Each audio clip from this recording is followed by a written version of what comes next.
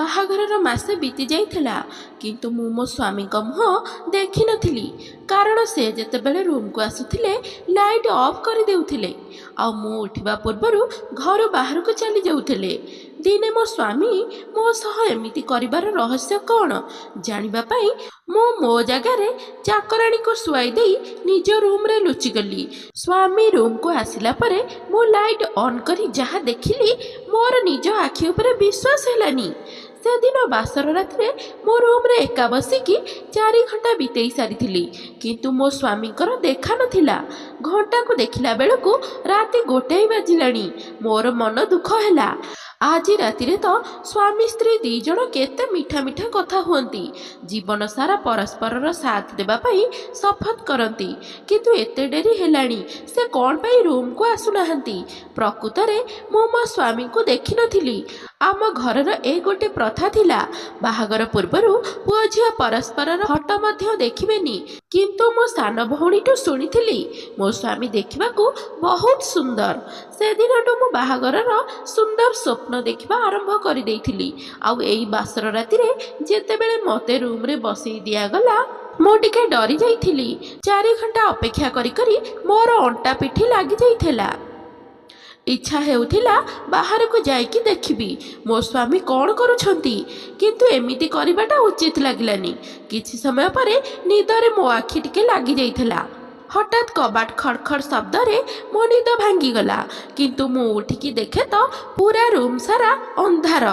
ଡର ଡରରେ ପଚାରିଲି, କିଏ? ରୁମ୍ ଏମିତି ଅନ୍ଧାର କ'ଣ ପାଇଁ ହେଇଛି? ହଠାତ୍ ଗମ୍ଭୀର ସ୍ୱରରେ ସିଏ ଉତ୍ତର ଦେଲେ, ମୁଁ ତମ ସ୍ୱାମୀ। ଏତିକି ଶୁଣିବା ମାତ୍ରେ ମୋ ହୃତ୍ସ୍ପନ୍ଦନ ବଢ଼ିଗଲା। ଯଦିଓ ମୁଁ ଜାଣିଥିଲି ଏହି ସମୟରେ ମୋ ସ୍ୱାମୀଙ୍କ ଛଡ଼ା ରୁମ୍କୁ ଆଉ କେହି ଆସିବେନି, ଅନ୍ଧାରରେ କିଛି ଦେଖାଯାଉନଥିଲା। କେବଳ ଗୋଟେ ଛାଇଟେ ମୋ ଆଡ଼େ ଆସୁଥିବାର ମୁଁ ଅନୁଭବ କଲି। ସେ ମୋ ପାଖରେ ଆସି ବସିଗଲେ ଆଉ କହିଲେ, କ୍ଷମା କରିବ, ବାହାରେ ସାଙ୍ଗମାନଙ୍କ ସହ ଗପସପ କରୁ କରୁ ସମୟ ଜଣାପଡ଼ିଲାନି। ତମେ ଆଜି ବହୁତ ଥକି ଯାଇଥିବ, ତମେ ଶୋଇପଡ଼, କାଲି କଥା ହେବା। ଜଣା ନାହିଁ କାହିଁକି ସେ ବହୁତ ଭାବିଚିନ୍ତି କଥା ହେଉଥିଲେ, ଯେମିତି ସେ ମୋତେ ଲାଜ କରୁଛନ୍ତି। ପୁରୁଷ ପିଲା ହୋଇ ଲାଜ କରିବାଟା ମୋତେ ବହୁତ ଆଶ୍ଚର୍ଯ୍ୟ ଲାଗୁଥିଲା। ମୁଁ ପଚାରିଲି, ଘର ଅନ୍ଧାର କ'ଣ ପାଇଁ? ସେ ମୋତେ ଲାଜ କରୁଛନ୍ତି କି? ପୁରୁଷ ପିଲା ହୋଇ ଲାଜ କରିବାଟା ମୋତେ ବହୁତ ଆଶ୍ଚର୍ଯ୍ୟ ଲାଗୁଥିଲା। ମୁଁ ପଚାରିଲି, ଘର ଅନ୍ଧାର କ'ଣ ପାଇଁ କରିଛ? ତମର କ'ଣ ଇଚ୍ଛା ନାହିଁ ମୋତେ ଦେଖିବାକୁ? ଆଜିର ଦିନରେ ତା ସ୍ତ୍ରୀ କେବଳ ତା ସ୍ୱାମୀ ପାଇଁ ସଜେଇ ହୋଇଥାଏ, କାରଣ ତା ସ୍ୱାମୀ ତାକୁ ଦେଖିକି ତାର ପ୍ରଶଂସା କରୁ। କିଛି ସମୟ ଚୁପ୍ ରହିକି ମୋ ସ୍ୱାମୀ କହିଲେ, ଯେତେବେଳେ ତୁମକୁ ଆଣିକି ମୋ ପାଖରେ ବସେଇଲେ, ମୁଁ ସେତେବେଳେ ତୁମକୁ ମନ ଭରିକି ଦେଖି ନେଇଛି। ତମେ ସତରେ ବହୁତ ସୁନ୍ଦର। ପ୍ରକୃତରେ କଥା କ'ଣ କି, ମୋର ବାହାଘର ନ ହେଉ ବୋଲି କିଏ ଜଣେ ମୋତେ ଗୁଣି କରି ଦେଇଥିଲା। ସେଥିପାଇଁ ପଣ୍ଡିତ କହିଛନ୍ତି କିଛି ଦିନ ପାଇଁ ଅନ୍ଧାରରେ ରାତିରେ ସ୍ତ୍ରୀ ପାଖକୁ ଯିବାକୁ ପଡ଼ିବ।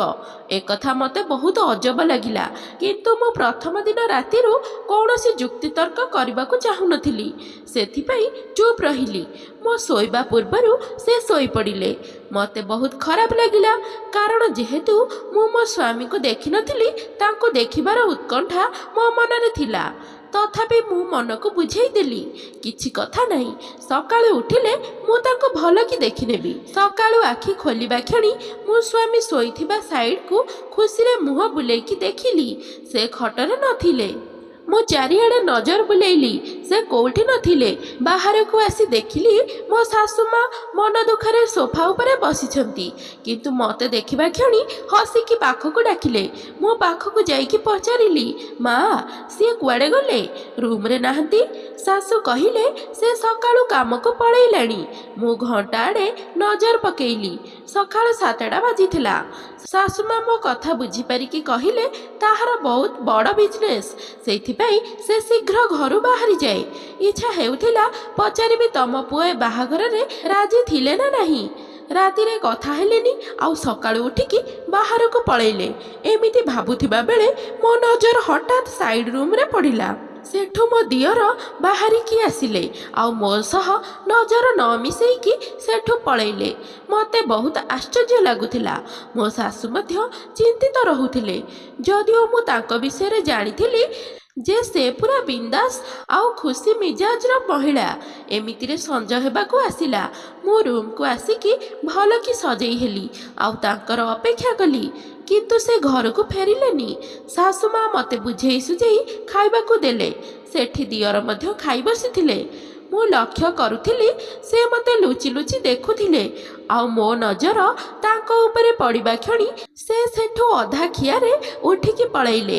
ମୋ ମନରେ ଅଜବ ଅଜବ ଚିନ୍ତା ଆସୁଥିଲା। ମୋ ମନ ଅଶାନ୍ତ ଲାଗିବାରୁ ମୁଁ ବାଲକୋନିରେ ଯାଇ ଠିଆ ହୋଇଗଲି। ଆଖିରୁ ଲୁହ ବୋହି ଚାଲିଥିଲା। ବୋଧେ ମୁଁ ତାଙ୍କର ପସନ୍ଦ ନଥିଲି।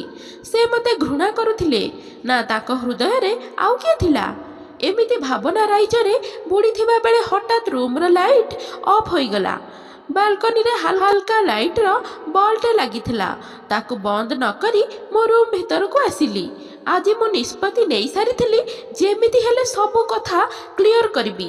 ମୁଁ ଯାଇକି ନୀରଜଙ୍କ ପାଖକୁ ଲାଗିକି ବସିଗଲି। ମୋ କାନ୍ଧର ସ୍ପର୍ଶ ତାଙ୍କ କାନ୍ଧରେ ହେବା କ୍ଷଣି ସେ ଘୁଞ୍ଚିଗଲେ।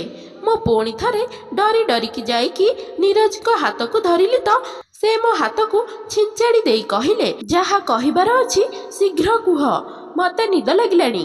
ସ୍ୱାମୀଙ୍କ କଥା ଶୁଣି ପୁଣି ଥରେ ଡରି ଡରିକି ଯାଇକି ନିରଞ୍ଜନଙ୍କ ହାତକୁ ଧରିଲି ତ ସେ ମୋ ହାତକୁ ଛିଞ୍ଚାଡ଼ି ଦେଇ କହିଲେ, ଯାହା କହିବାର ଅଛି ଶୀଘ୍ର କୁହ, ମୋତେ ନିଦ ଲାଗିଲାଣି। ସ୍ୱାମୀଙ୍କ କଥା ଶୁଣି ମୁଁ କାନ୍ଦି ପକେଇଲି ଆଉ ପଚାରିଲି, ତମେ ମୋତେ ବାହା ହେବାକୁ ଚାହୁଁଥିଲ ନା ନାହିଁ? ଯଦି ତୁମର ଆଉ କିଏ ପସନ୍ଦ ଥିଲା ତାହେଲେ ତମେ ମୋତେ ବାହା ହେଉଥିଲ କ'ଣ ପାଇଁ? ମୋର ଆଉ କେହି ପସନ୍ଦ ନାହିଁ। ବାସ୍ ମୁଁ ତୁମକୁ ମୁହଁ ଦେଖାଇ ପାରୁନି ଆଉ ପ୍ରେମ ଭରା କଥା ହେବା ପାଇଁ ମୋ ପାଖେ ସମୟ ନାହିଁ। ମୋତେ ବହୁତ ରାଗ ଲାଗିଲା। ସମୟ ନାହିଁ ମାନେ? କିନ୍ତୁ ସେ ମୋ କଥା ଶୁଣିଲେନି। କିଛି ଦିନ ଏମିତି ବିତିଲା। ବେଳେବେଳେ ମୋତେ ଲାଗୁଥିଲା ଯେମିତି ମୋ ଉପରେ କିଏ ନଜର ରଖୁଛି। ଏମିତି ରହସ୍ୟ ଭରା ପରିସ୍ଥିତିରେ ମୁଁ ବଞ୍ଚୁଥିଲି।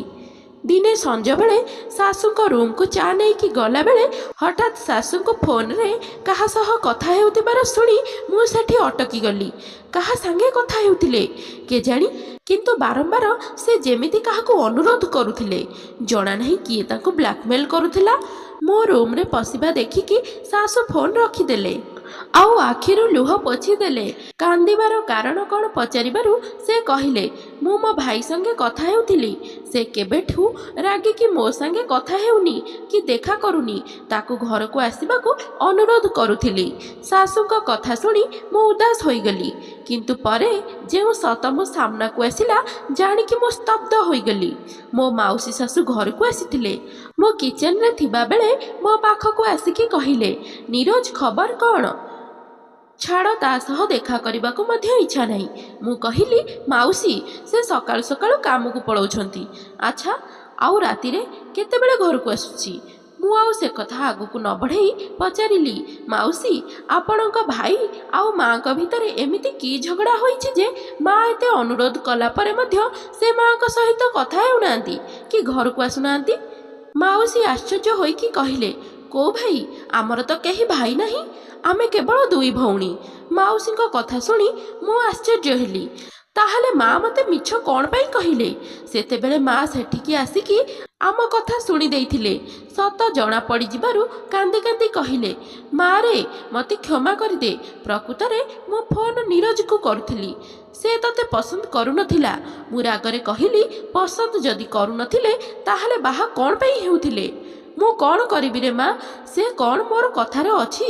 ସେ ସବୁବେଳେ ତା ଇଚ୍ଛା ଯାହା ସେ ସେଇଆ କରେ। ମୋତେ ବହୁତ ବିରକ୍ତ କଲାଣି ନୀରଜ। ଶାଶୁ ତ ବିରକ୍ତ ଥିଲେ, ମୁଁ ମଧ୍ୟ ସ୍ୱାମୀଙ୍କ ବ୍ୟବହାରରେ ବିରକ୍ତ ହୋଇସାରିଥିଲି। ସେଥିପାଇଁ ନିଷ୍ପତ୍ତି ନେଲି କିଛି ଦିନ ପାଇଁ ଘରକୁ ଚାଲିଯିବି। ହୁଏତ ଦୂରରେ ରହିଲେ ସେ ମୋ କମି ଅନୁଭବ କରିପାରିବେ। ମୁଁ ଘରେ ପହଞ୍ଚିକି ଦେଖିଲି କୋରିଅର ଆସିଛି। ରିସିଭ୍ କଲା ପରେ ଯାହା ଦେଖିଲି ମୋ ପାଦ ତଳୁ ମାଟି ଖସିଗଲା ପରି ଲାଗିଲା। ମୁଁ କିନ୍ତୁ ଘରେ କାହାକୁ କିଛି ନ ଜଣାଇବାକୁ ଚାହୁଁନଥିଲି। ସାନ ଭଉଣୀକୁ ବାହାଘର ଫଟୋ ମାଗିଲି। ସେଥିରେ ନୀରଜଙ୍କ ମୁହଁ ଫୁଲରେ ଘୋଡ଼େଇ ହୋଇ ରହିଥିଲା, କିନ୍ତୁ ଗୋଟେ ଫଟୋରେ ତାଙ୍କ ମୁହଁ ଦେଖାଯାଉନଥିଲା। ଦେଖିବାକୁ ତ ବହୁତ ସୁନ୍ଦର ଥିଲେ ସେ। କିଛି ଦିନ ବାପ ଘରେ ରହିକି ମୁଁ ପୁଣି ଥରେ ଶାଶୁ ଘରକୁ ଫେରିଗଲି। ସତ କ'ଣ ମୁଁ ସାମ୍ନାକୁ ଆଣିବାକୁ ଚାହୁଁଥିଲି। ସେଦିନ ରାତିରେ ପୁଣି ଥରେ ସେହି ଲୋକଟି ମୋ ରୁମ୍କୁ ଆସିଲା, ଯିଏ ମାସେ ହେବ ପ୍ରତ୍ୟେକ ଦିନ ରାତିରେ ମୋ ରୁମ୍କୁ ମୋ ସ୍ୱାମୀ ହେଇକି ଆସୁଥିଲା। ପ୍ରକୃତରେ ସେ କିଏ ଥିଲା? ଯିଏ ମୋ ଭାବନା ସହ ଖେଳୁଥିଲା। ଏବେ ମୁଁ ନିଜେ ଚାହୁଁଥିଲି ସେ ମୋ ରୁମ୍ରୁ ବାହାରି ଯାଉ, କାରଣ ମୁଁ ଜାଣିସାରିଥିଲି ସେ ମୋ ସ୍ୱାମୀ ନୁହେଁ। କିନ୍ତୁ ସତ ଜାଣିବା ପାଇଁ ପଚାରିଲି, ମୁଁ ଏତେ ଦିନ ହେଲା ବାପ ଘରକୁ ପଳେଇଥିଲି, ତମେ ମୋତେ ମନେ ପକାଉଥିଲ ନା ନାଇଁ? ସେ ଟିକେ ହଡ଼ବଡ଼େଇକି କହିଲା, ତମେ ମୋ ସ୍ତ୍ରୀ, ମନେ ପକେଇବିନି କେମିତି? ମୁଁ କହିଲି, ଆଜି ମୁଁ ତମକୁ ଦେଖିବାକୁ ଚାହୁଁଛି। ମାସେ ବିତିଗଲାଣି, ସ୍ତ୍ରୀ ହୋଇକି ମଧ୍ୟ ତୁମକୁ ଦେଖିପାରିଲିନି। କିନ୍ତୁ ଘରେ ମୋ ଭଉଣୀ ତମ ଫଟୋ ମୋତେ ଦେଖାଉଥିଲା। କିନ୍ତୁ ମୁଁ ଆଜି ତୁମକୁ ସାମ୍ନାସାମ୍ନି ଦେଖିବାକୁ ଚାହୁଁଛି।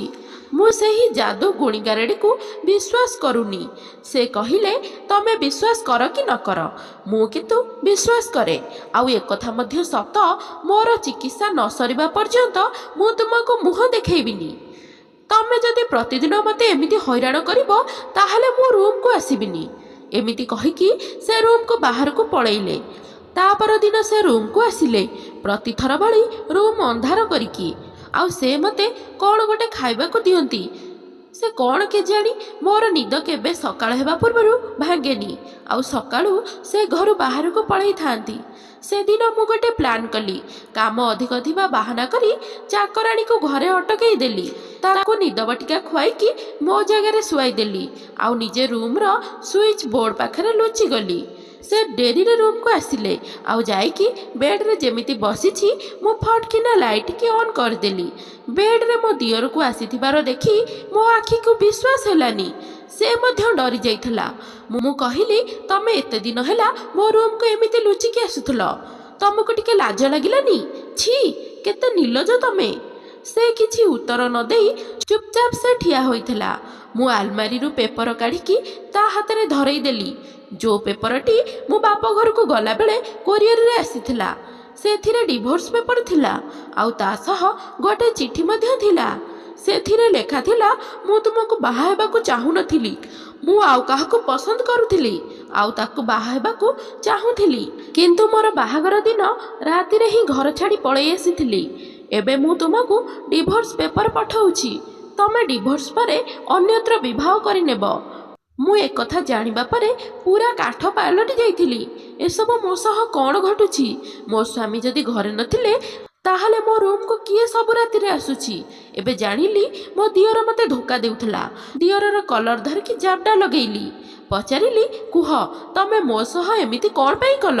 ସେ କହିଲା, ମୁଁ ତୁମ ସହ ଏମିତି କିଛି କରିନି ଯେଉଁଥିପାଇଁ ତମକୁ କି ମୋତେ ଲଜ୍ଜିତ ହେବାକୁ ପଡ଼ିବ।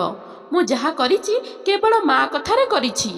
ଭାଇ ବାହାଘର ରାତିରେ ଘର ଛାଡ଼ି ପଳେଇଲା। ଆଉ ମା ଡରି ଯାଇଥିଲା, ଯଦି ଏକଥା ସମସ୍ତେ ଜାଣିଯିବେ ତାହେଲେ କ'ଣ ହେବ?